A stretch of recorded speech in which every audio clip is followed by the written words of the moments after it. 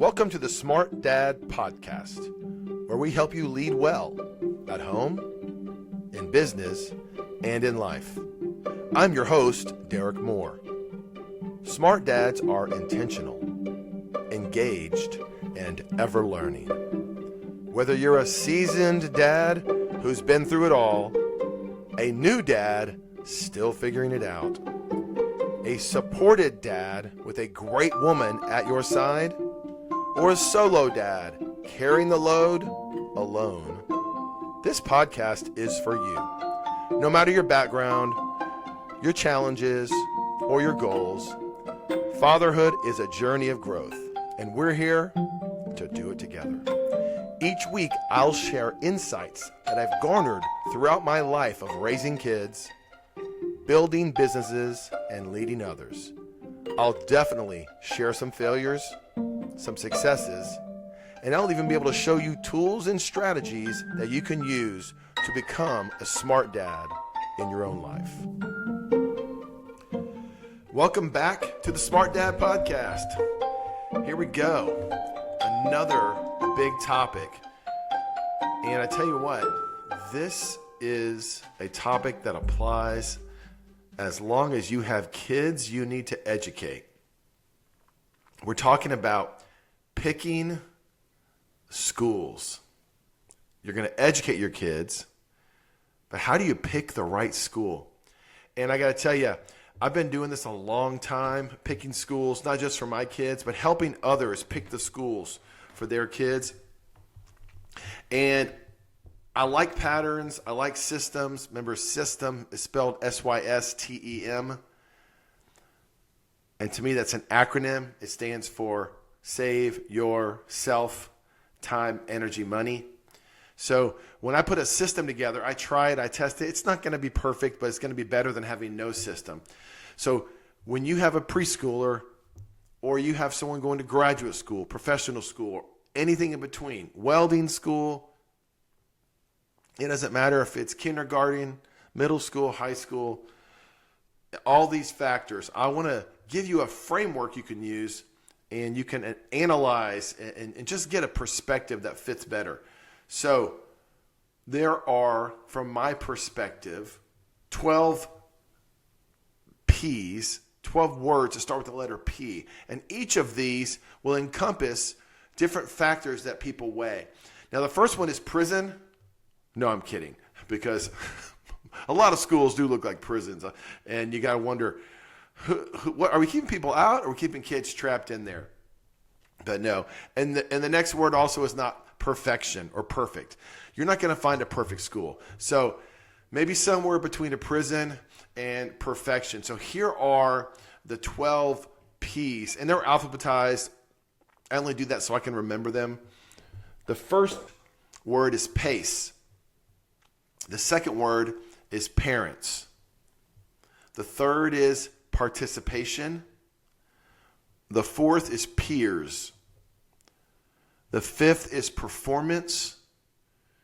The sixth is personalization. The seventh is philosophy. The eighth is preparation. The ninth is prestige. The 10th is price. The 11th is protection. And the 12th is proximity. Now, these are not in any order other than alphabetical order. Let me go through and explain what these mean. And then what I want you to do when you have to pick a school with your child or for your child, with your student or for your student, maybe even for yourself if you're going back to school, is I want you to rank these 1 through 12. So let's explain them first, and then we'll go through the exercise. And remember, this is not just theory, right? I have 40 years of doing this with parents, with families, in my neighborhood, all over the country. I have 30 years of parenting my own kids and picking schools for them. We've done public school, we've done private school, we've done homeschool, we've done a homeschool blend, we've done online, we've done unschooling. We've done a plethora of things just in my family. Some students, some of my kids have been in one system their entire lives. Others have been in 5 systems in 7 years. And I don't know what's right or wrong. I'm just telling you what we did. So let's go through these. And as you hear and you resonate, connect, just think, okay, how important is this to me? Top half, bottom half. Top few, bottom few. And write them down. Talk to your spouse, talk to your kids if you need to, and figure out what's most important. And that'll help you make your decisions. All right, so first let's talk about pace. The pace is the heartbeat of the school. There are kids bouncing in and out of class, full of stories, full of energy, and they want to tell you about their day. And it's not just their personality, it's the way that the school is set up. Other kids, they come home fried, like they just ran a 5K with a backpack full of bricks. Some schools really cram 8 subjects into 6 hours and then send you 2 hours of homework. Others keep it lean, keep it lively, keep it age appropriate. So school is more like an adventure, not a grind. I have seen lots of students be moved from the long, drawn out days to shorter, lighter days and more hands-on, experimental. I've seen students go from 5-day-a-week campuses, 8 hours a day, 7 hours a day, to 2 days a week on campus, 3 days a week of independent study. The reality is 8 out of 10 students say from preschool to college that school stresses them out often. And it's not just the academics. It's really the pace itself that can wear somebody down. So as a smart dad, you think about pace. Does this school's tempo match our lifestyle? Match my kids' lifestyle? Or does it hijack it? Is it kicking you out of the pilot seat and saying, I got this, you have to keep up with me? If the school burns you out, the pace is too much, or burns your child out, it's not going to fit. It's not going to work. You need to keep that in mind. The next word, parents. Now there's a couple of angles here. First of all, the other grown-ups in the program are going to be in your life. If you're talking about sending a kid to college, a lot of colleges have communities of parents. If you're talking about preschoolers, man, the way these parents raise their kids, it's going to affect how you raise your kids. Some folks, they find travel buddies, they find neighborhood front lawn friends, and the parents are the people who influence in your school. There's a dad I know, he made best friends at a dad's event. It was like, I don't know, it was like a gun event. They were shooting paintballs or whatever. He didn't know the guy. They're eating some burned hot dogs, and now they're coaching Little League together, and they get to be friends. Other schools, you show up, you drop your kid off, you go inside, and it's either so big or so cold and callous that you never feel like you see the same person again. I don't know what stage of life you're in, but if the other parents matter to you, you're going to keep that in mind. Also, some schools, the model makes you the teacher. If you're in a homeschooling or a hybrid model, you are the teacher. That's a serious commitment. Is it worth it? Are you going to do it? Is your spouse going to do it? I don't know. It's up to you. But parental involvement will be something to consider. I mean, are these people you're going to link arms with and you're going to be involved with? Are you going to have a role that you need to define? This is not just an academic decision. It's relational. And along those lines, the next word, participation. Okay? Some parents just show up at back to school night, open house night, and graduation. Others, you've got Halloweens, potlucks, picnics, fundraisers, field trips, decorating for holidays, hallways, carnivals. And there are schools that run on participation. Older students mentor the younger students. The cheerleaders decorate and banners go in the hallways. And colleges and universities, clubs are created and everyone's locked in. Some schools, football, Texas, where we are, right? Football is everything. Other places, it's fine arts. And so, is there participation, school spirit? Do you want that? Do you care?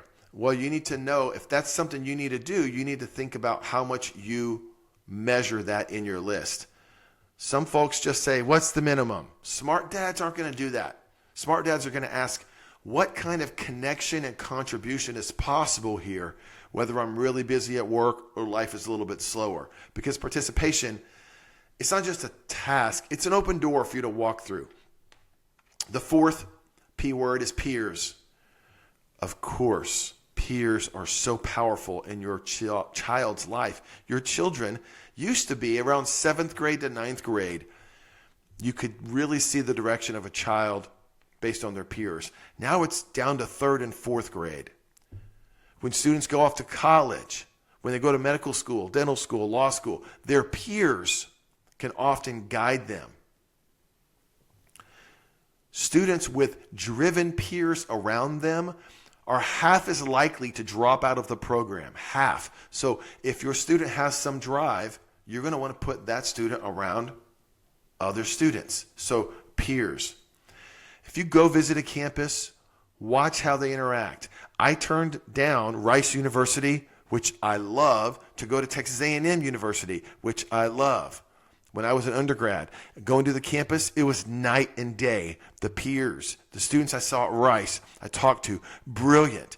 And they loved their textbooks. They hugged their textbooks when they walked. Generically speaking, they were staring at concrete, hugging textbooks, walking around campus. Visited Texas A&M University. They had Howdy Week each semester, and the entire student body practices saying howdy across campus. Howdy, howdy, howdy.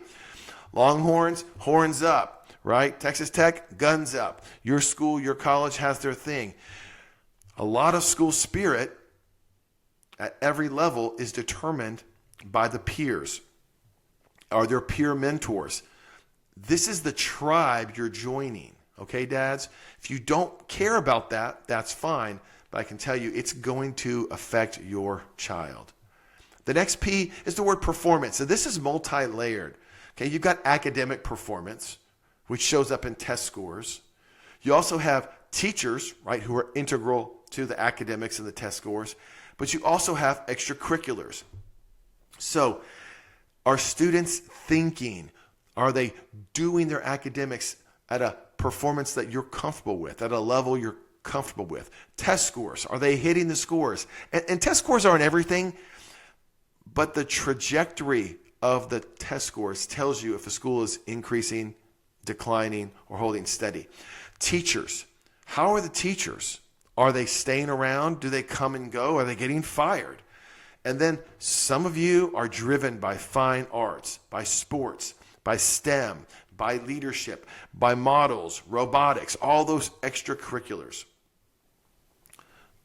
Whatever you think about performance, you're going to have to rate that.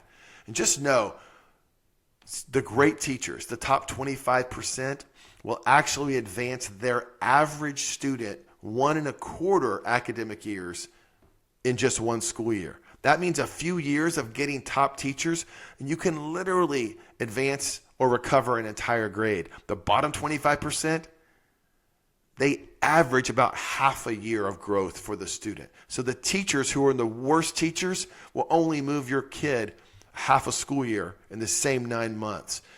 So if you have performance you want to make sure you're measuring, you need to know what you're looking at. Academics, teachers, test scores, extracurricular.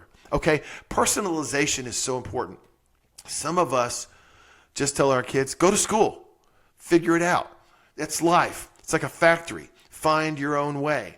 Okay, that's your choice, that's fine. Others, I want to be able to have custom classes. I want to study not just English. I want to study Elizabethan English or whatever. I don't want writing. I want creative writing. I want this sort of writing. You think about colleges and universities, the medical schools and dental schools, and law schools and trade schools. There's personalization there. How early do you want to start that? If you're homeschooling in Texas, there's almost no state oversight. You've got a lot of room to innovate, and it's on you. You're the parent. New York and California, you're certified. You're structured. You're reporting, and the state is involved. So whatever level of personalization that you value, you need to say, hey, this is number 10 or number 2. It's in the middle. I don't care. When you see your child, do you want everything modeled around what is best for your child, or do you want your child to figure it out in a one-size-fits-all system? Neither one is right or wrong. The 7th P is philosophy. Philosophy is interesting, and I'm working on my PhD, and I'm taking these philosophy classes. You've got Montessori. Montessori is program-driven, where kids lead. Classical schools, they have Latin and logic. Lab schools have this hands-on discovery, and you have reverse classrooms where there's not a lot of teaching time. It's involved in class. Other schools are more structural. It's private. It's public. It's parochial. It's Catholic, right? It's Baptist. Some are all boys. Some are all girls. Some are co-ed. Some are just K to 5 or pre-K to 5. Others are pre-K to 12, private school, Catholic school, public school, and you run through the whole system. So you've got to figure out the structure. Others are very mission-driven. They're faith-based. Catholic school, Jewish school, like I said, Protestant school. Some are STEMs focused, or STEAM, right? STEM, science, technology, engineering, math. Others are arts, and others are medical. There's just a wide variety. So are you bothered by the philosophy? Does the philosophy drive your decision? Again, I want you to rate this. It's not just a buzzword. Oh, what's the philosophy? But it's the lens your child will see and learn through, and the teachers will as well. So if it's important to you, you just ask yourself, smart dad, does this school's story, does this school's purpose support ours, or does it go against it? Does it contradict it? The 8th P we cover is preparation. So this is the long game. From preschool to medical school, dental school, law school, veterinary school, welding school, like I said, woodworking school, mechanic school. What are we preparing for? And that's going to really sway what you're doing. If it's academics, great. College prep. If it's, I want real life robotics, great. Those schools exist. Programming. If I want to have half my day set aside so I can go to work as a high school student. If I want to do night school in college. Elementary school, I want to be on the playground. I know a school that's 3rd grade to, I think it's 8th grade here in Texas, and it is outdoors. Kids get up and run. It's an all-boys school, and it's amazingly popular, and it's got a very limited window. That's what the school does. They're preparing them for life, for manhood. Here's another one you might be looking at, prestige. This is our 9th. Now, prestige can be real. It can be the elite magnet school of your district. It can be the prep school that you send your son to, your daughter to, and success there guarantees a path forward. Others, it's keeping up with the Joneses. Some, it's legacy. Oh, well, my father and my grandfather attended this school. Therefore, ... And even, honestly, some schools, it's just branding. It's just shiny. It's just, I made a magazine. So if prestige matters to you, you need to figure out, does it open doors or does it just inflate egos? Kind of like when I do business coaching, I tell CEOs and business owners, revenue feeds your ego. Profit feeds your family, right? Does prestige feed your ego or does prestige feed your child's education? It might be both. It might not matter to you. I'm just putting it out there for you to consider. A couple more here. The 10th is price. Of course, we have dollars, but you have time and you have energy. So what are you paying for your education, for your child, for your adult student, for yourself? If you're paying taxes, property taxes, those oftentimes pay for public school, but you still have a baseline: supplies, uniforms, tech fees, field trips, lunches, fundraisers, cookie sales, chocolate sales. Private schools, they have their own tuitions, and you pay for other things. What about like bus routes, transportation? The public schools, they often will come, the kid gets picked up right by your house, boom, you're done, you go on about your work day. Private schools don't have the public school transportation. You might have to drive across town, drive across your state. So some folks will leave their neighborhood public school to go to a private school. That's fine. The price is not just time and money, it's also energy. So smart dads are going to ask themselves, what is this school really costing us? Remember, time, energy, money. If you have a system, you save yourself, SYS, time, energy, money, TEM. Couple more. Protection is our 11th P word. Protection is foundational. It's more than just locked doors and gates you can't get through. If you're going to a school where there's an age disparity, maybe it's 3 or 4 years, maybe it's 8 or 9 years, are the younger kids physically safe around the older kids? Are they emotionally safe? Are they walking up the same hallways getting knocked down on purpose or on accident? Does your school have bullying policies? Now listen, you might say, oh, they need to grow up. I'm not going to argue with you, but you might have to say, one day my kid is either the bully or he or she got bullied. I want to know what's going on there. What about emotional safety? What about teachers teaching things or saying things in ways that are intimidating to your kid? What about digital guardrails? Some schools lock down browsers. Other schools, well, I didn't know kids knew a workaround. So protection is going to be important. And I'm going to say on this one, smart dads, listen to your wife. The women, for whatever reason, from my historical perspective, the moms I've dealt with, they notice these red flags first. Not always, but usually. So if she's uneasy, pay attention. Don't brush it off. Check it out. If it seems irrational and you say, I can't prove it right or wrong, say, hey, I'm going to listen to you. We're going to put this in our list. We're going to number these 1 through 12. We're going to stack rank these. I hear you. And finally, not because it's least important, but just alphabetically, the 12th is proximity. How close are you to the school? Are you 5 minutes away walking? Are you an hour and 45 minutes away in a one-way trip? Is it easy to access Monday to Friday? Because that's when they go to school. Or do you have trouble getting there because even though it's close, there's a lot of traffic in the area? Are there lots of kids nearby where you can have relationships familially? Your kids can have peers they connect with, parents you can connect with. So remember, these are going to blend. But if proximity matters to you, keep it in mind. Remember, public schools have closer boundaries usually. So the kids who go to school, the students, are going to be closer to one another. Private schools, they will draw from all over the place. And so it might be hard to have friends nearby.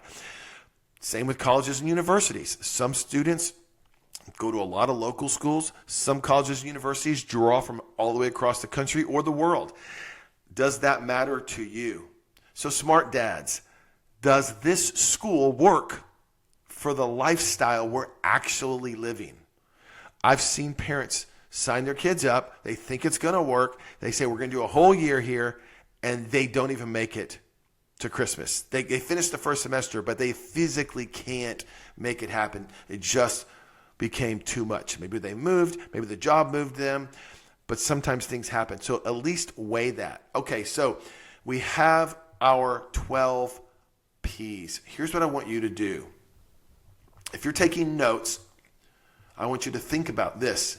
And they're alphabetized, but you write, maybe low, medium, high, and kind of next to them and kind of regroup them. So remember, the first one was pace. Then we had parents and participation. Next was peers and performance and personalization. Then we had philosophy. We have preparation and prestige and price. Then we have protection and proximity. So those are the 12 areas I like to analyze. And then I force my parents and the students to stack rank them 1 to 12. If you say, I've got all the money in the world, well, then number 12 is price. You don't care. If you say, I am not traveling outside of this range, then proximity is number 1. If you say, I am going to a Catholic school, well, then you're going to pick a parochial, a Catholic school. That's your philosophy, right? Philosophy is number 1. If I'm homeschooling, well, then, right, parent, you're number 1. Philosophy's up there, participation. So as you weigh these, I have found it helps to have a system. So the takeaway from today is, well, I don't know if this works or not, Derek. Of course it works, because any system is better than no system. So if you're picking schools for next year or in 2 years, or college is around the corner, high school is around the corner for your student, keep these in mind. It will challenge you. And then I do want you to check back with me, because with our motivation code tools, we can personalize this. You might say, I don't care about personalization. But even within a one-size-fits-all system, there can be personalization.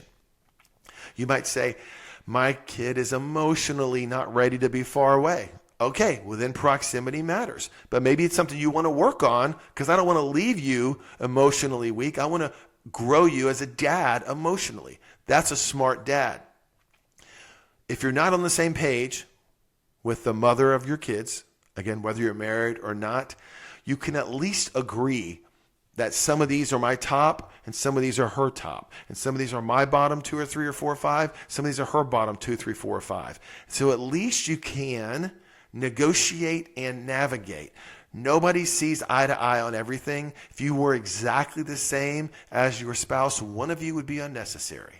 So this week, as you consider the future of your child, as you consider finances, or if you consider family and faith, all those different aspects that we weigh every decision, now we have 12 different P's for picking schools. Remember, no place is a prison. I mean, except prison. No place is perfect. But the right place can help your student soar. It can fit your family rhythm, and it can support the values that you elevate.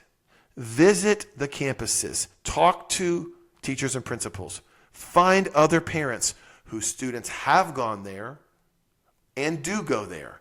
Listen to your spouse, and above all, trust that you do know how to do this. You do know what's best for your child, and then make the decision and move forward.